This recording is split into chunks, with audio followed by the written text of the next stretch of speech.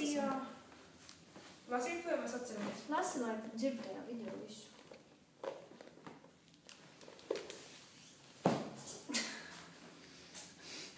Lasi. No paša sākuma. Jā, es lasi te, lai tev pēc tam video tu klausies. Vien pats sabāzīs viņu.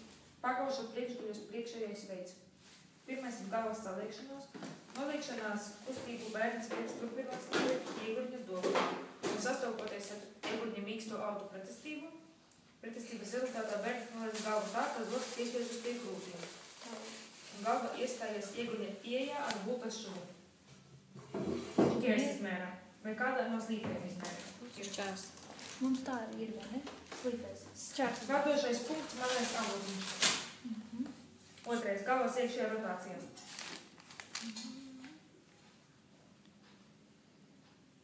Bērnam jāizmaina savs novietojums no sāniskā uz tādu, lai viņa bulta šuva attīstās iegurņa izējas taisnajā izmērā.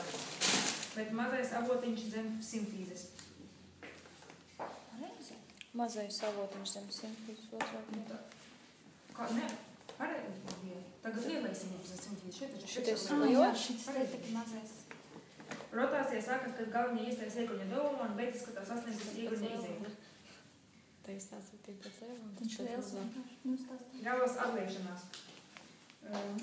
Zempakauša bedre fiksējies pie simtīzes apakšējās malas un veidojas atbalsta punkts. Atliecoties piedzimst paura apvidus, piere, seja, zods un visa galva. Ceturtais, galvas ārējā un ķermeņa iekšējā rotācijā. Lecu joslā iestājās mazā iegurņa slīpajā vai šķērs izmērā.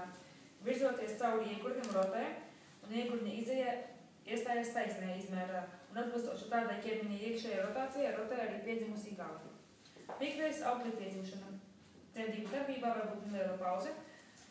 Pauzes laikā viņš rotē, lai no stāvokļa ar seju uz leju viņš nonāktu Es jau izrutēju.